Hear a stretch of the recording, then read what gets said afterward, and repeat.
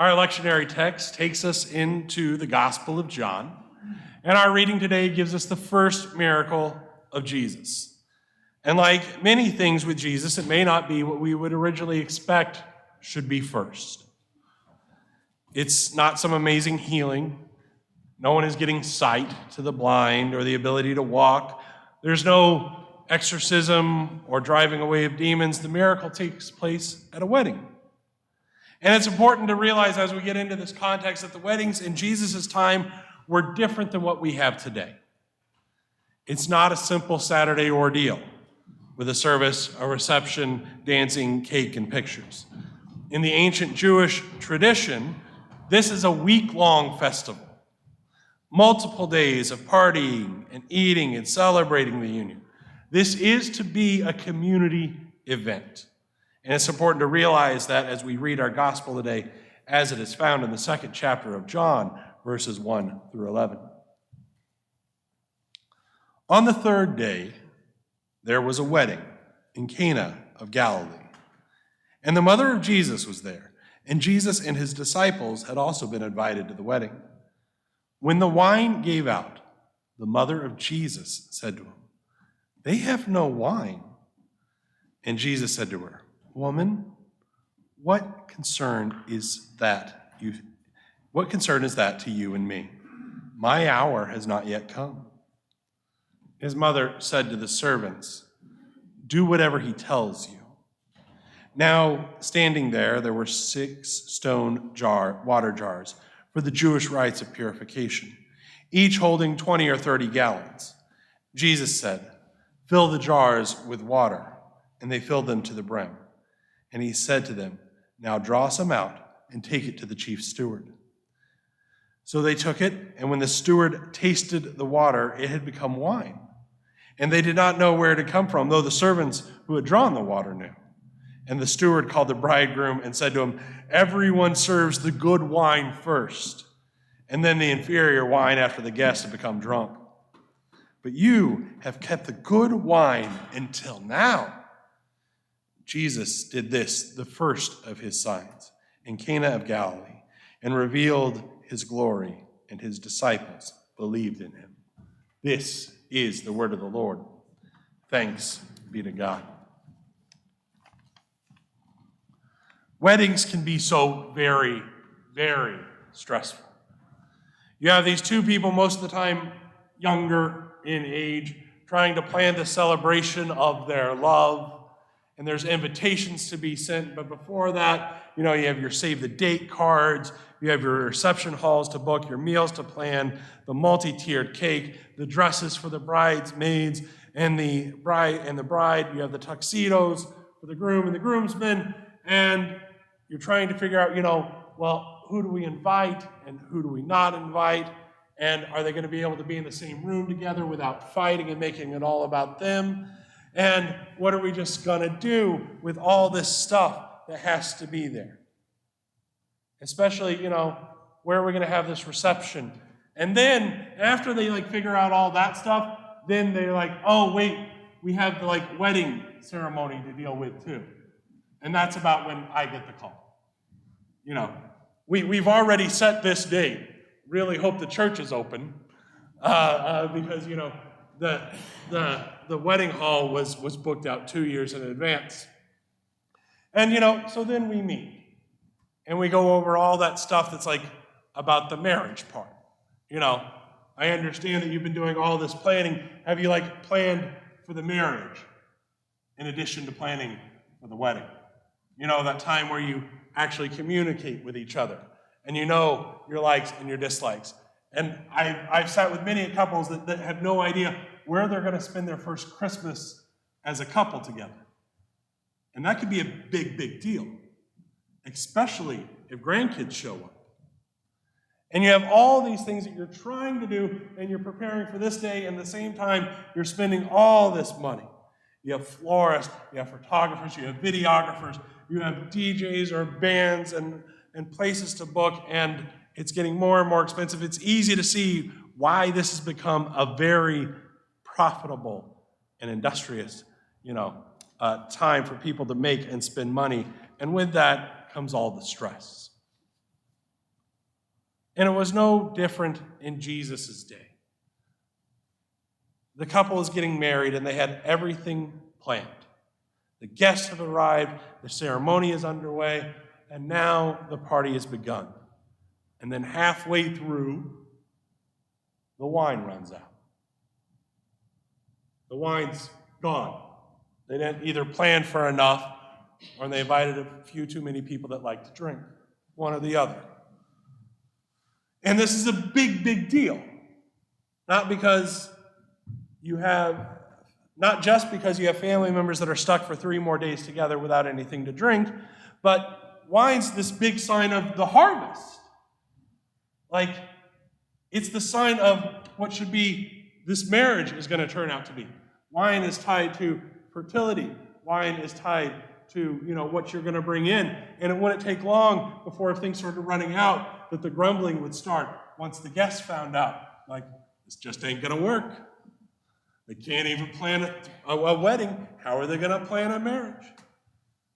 I knew she was too good for him. He could have done better. It's obviously this family's fault. I see no wine.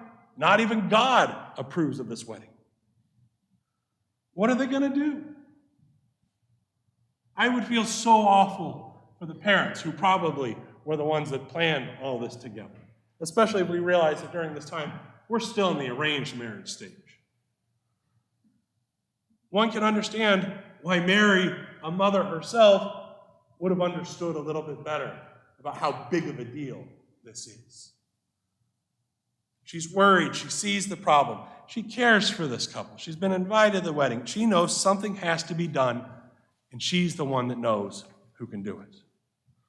So Mary approaches Jesus and informs him of the problem. And what happens next is that really, really problematic verse that we have in our Bible, where Jesus calls his mother woman.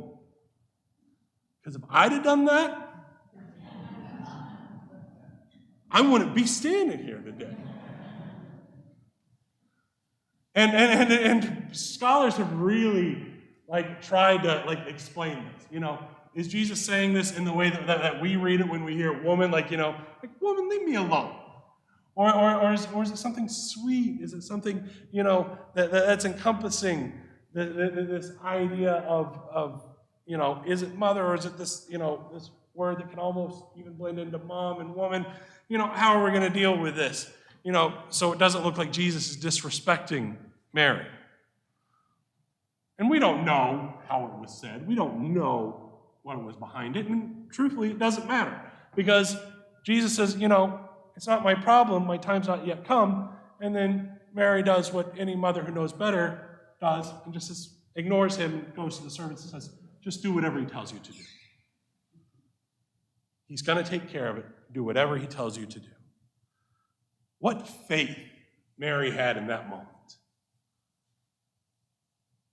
Knowing this is now in the hands of Christ. And Christ gives in.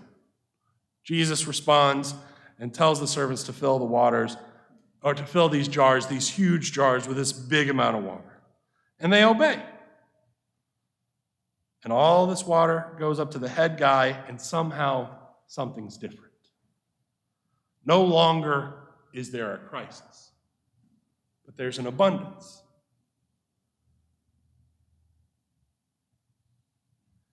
If you think about it, how many bottles of wine Jesus changed then? It was like 1,000. And it's not the cheap box wine. This is like the good stuff. This is like the top shelf stuff. It's the best. There's this moment that it goes from scarcity to abundance. And that's the work of Christ. But before we get there, we need to take just a step back, because nobody sees Jesus until there's a problem. Jesus was there in the wedding, in the crowd, and nobody looked for him, not even his mom, until there was a problem. Because before they ran out, they had the old wine. And maybe it wasn't the best, but it got the job done. I mean, wine is wine. And while the wine was there, even if it's old, as long as it's there, they saw no need to deal with anything else. And that's how it is a lot of times with our relationship with Jesus. As long as everything's going okay, the old stuff's just fine. Why do we need to seek this new gospel? We're satisfied with the old ways, the traditions, the old habits, even the old ways of being hurt.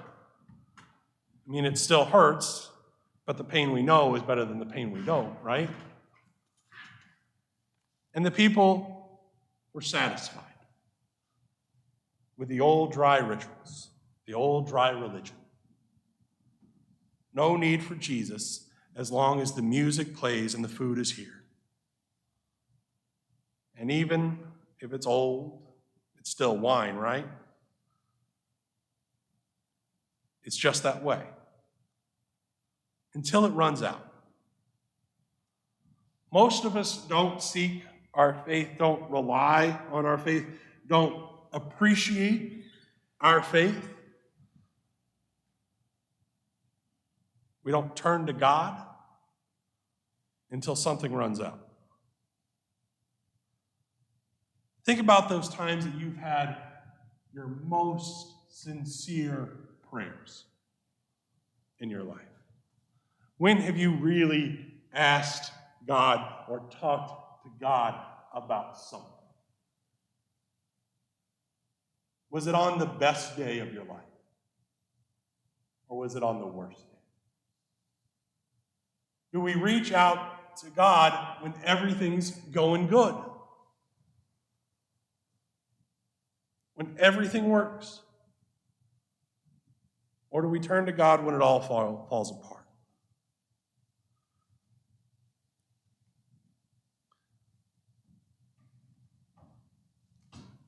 Prayer and our view on needing a relationship with God, on putting that first, doesn't seem to increase when finances and jobs and health and relationships and happiness are always there. It's when all those other solutions to life run out. And a lot of times it's that old wine that keeps us from seeing Christ. But sooner or later, it runs out. All you have to do is watch the news for a little while to realize of this idea of scarcity in the world. We've convinced ourselves that there's not enough money, food, security, safety, power, privilege, space in this world, in this country, in this area. And everybody has a way to fix the problems of the world. But at the end of the day, regardless really of who leads, still old wine they're selling, and it's going to run out. But we've become hardwired to worry about running out, that we frantically search for something new. But what we're searching for is just a way to get that old stuff we've always had. We're searching for a new way to find the old wine. But it's still going to run out. We just look for a way to fill those small parts of our life that are lacking. And I think that we really look at the gospel that way, in this limited way. And sometimes that limited way is that we think that Jesus came, lived, taught, healed, did all these miracles for us, died for us, just for the forgiveness of sins. Just for that moment of atonement. And we've built a lot on that. And it comes with some guilt, and guilt's a good way to get people motivated. But in doing that, we've given up what is abundant. The life, the death, the resurrection of Jesus Christ is not just some whiteout for our misdeeds in life. That appears here in the first miracle. Jesus could have given just enough to make it through the time they were going to be there. Just enough until the party was over. And like the steward said, they've been drinking for a few days. It doesn't have to be that good. But with Jesus, there's so much more. It's not just any wine. It's not just enough. But it's the best. And it's 1,000 bottles of the best. And why? Why did Jesus do so much? Why were they given so much? Why was it so good? Because that's what grace is. That's what our relationship with Jesus Christ is really supposed to be. It's supposed to be better than we can imagine. It's supposed to be the best. It's supposed to be more than we need and most certainly more than we deserve. It's supposed to be beyond our wildest dreams and most certainly bigger and better than the old ways of doing things.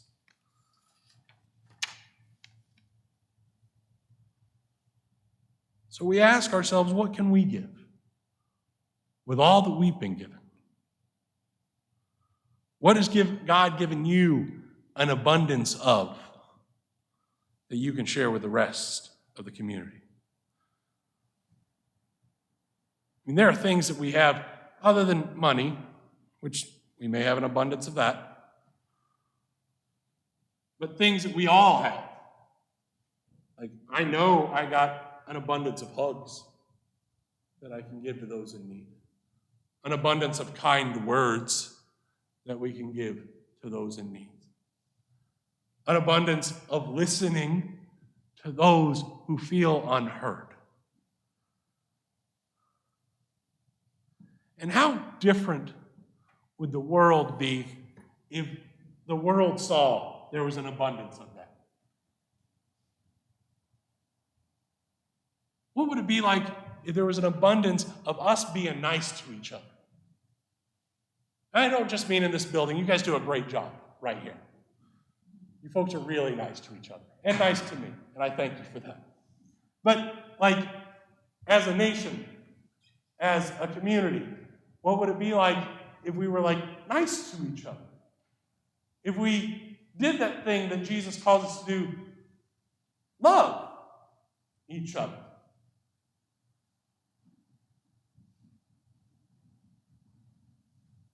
What would the world look like? What would the church look like? If we really shared the abundance. It could really help with those in need. Because if we start to realize that we can have that abundance of the stuff that doesn't cost us anything, we realize that we probably have some of that abundance of the stuff that costs us stuff, like security and food and warmth. The possibilities are endless for what we can do when we realize we have first been given the best.